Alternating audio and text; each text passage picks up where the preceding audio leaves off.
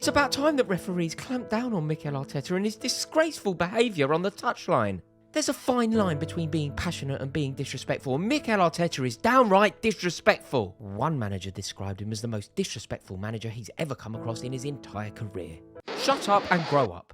What on earth is wrong with everybody? When did everybody become so soft? I am sure that there is an entire swathe of society that genuinely love being offended.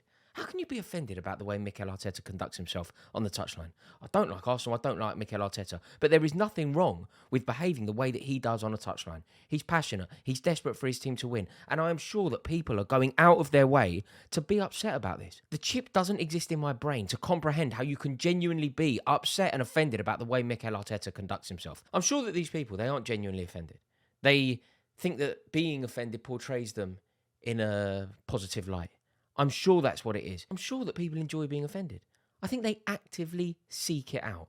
But nothing that Mikel Arteta has done on a touchline is worthy of any level of serious criticism. The hypocrisy is there for all to see. Some of the people that are moaning about the way that Arteta is conducting himself support other clubs, and when their managers have behaved in a similar way, enjoy the behaviour.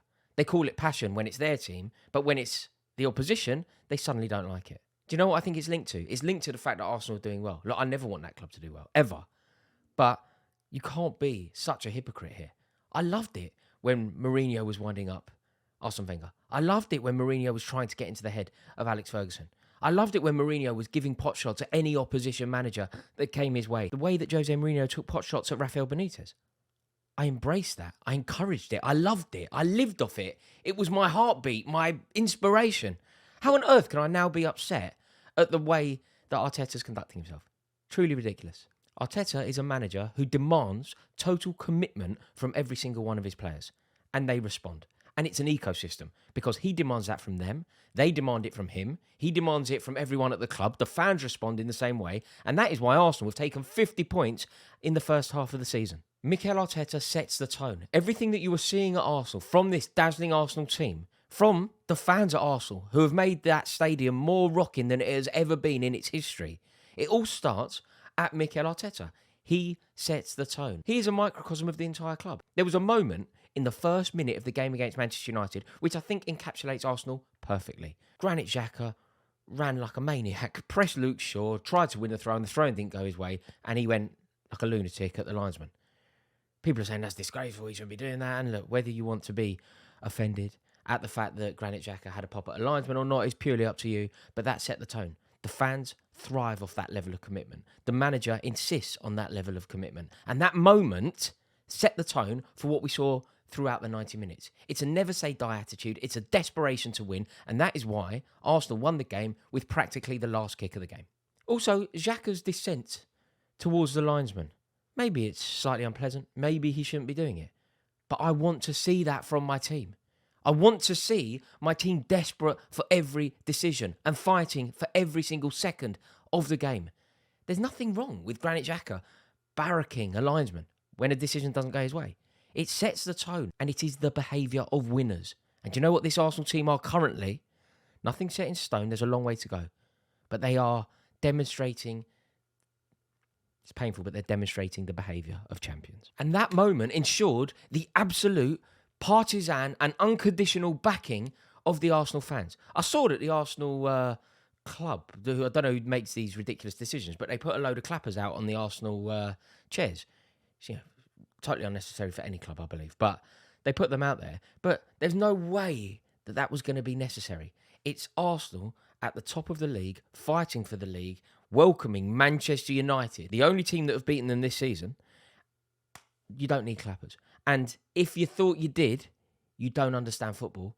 And also, if you thought you did, Granit Xhaka made sure that you wouldn't on that first minute. That first minute, the challenge, the attitude, the approach, the pressing. Eddie Nketiah did something very early, very similar. I mean, that everybody's on their feet. Everybody is suddenly on their feet, fighting, believing. And it all starts with Mikel Arteta. The other thing to note, right, people upset about this game or upset about the certain players and managers' conduct in this game. It was soft. It was soft. Mikel Arteta saying 4 fouls or whatever. It's not a big deal. Comes out of his technical area slightly. I mean, it's fairly halcyon compared to what we saw for years Fergie versus Mourinho, isn't it? So Shaw fouls Saka for the 4th time. Mikel Arteta goes a little bit potty on the touchline 4 times. Referee comes striding over Anthony Taylor and books him. Well played, referee. I suppose the people that wanted to see Mikel Arteta booked will be happy at that, laughing at that. Totally unnecessary for me. I don't really get it. Luke Shaw was taking out Saka on a regular basis. Filthy challenges going in. There were a few similar to that. The Wan-Bissaka one where he let it bounce, and I think he ended up taking out Eddie Nketiah. Like, terrible foul. Of course, it's a manager's responsibility to protect his players. It's a manager's responsibility to set the tone and to make his voice heard. Again, I don't believe that Arteta did anything wrong. The other thing to acknowledge with Mikel Arteta is he's getting everything right. All of the stuff that I've said, I believe is correct, but it's not factually correct. It's my opinion that it's correct, but there is no definitive proof that what I am saying is having an impact on the results. I believe it is. I believe that the way that he's setting his team up, I believe the way that he's behaving on the touchline is inspiring his team, that's inspiring the fans, and the ecosystem is working. But you could equally say that he could be more passive and Arsenal would be winning. There is no metric to guarantee that I'm correct. What we can guarantee that Mikel Arteta is getting right is pretty much everything. In my opinion, all of the stuff we've covered, but the stuff that cannot be debated, he's getting it so spot on, isn't he? The recruitment at the club, so spot on. Bringing in Jesus and Zinchenko. Zinchenko was playing like a man possessed yesterday. What a performance from him. I don't know if it was the Man City link playing against Manchester United, but he was playing like it was personal. Loved it. At the end as well, the raw emotion that he demonstrated at the end. He knows what results like that mean because he's won 4 out of 5 leagues. He's a winner. And bringing in a player like that is huge. An error from Guardiola.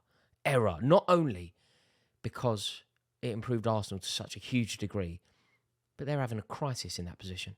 They could really do with Zinchenko this year. So Arteta is getting that spot on. Look at the tactical switch that he made yesterday. The substitution.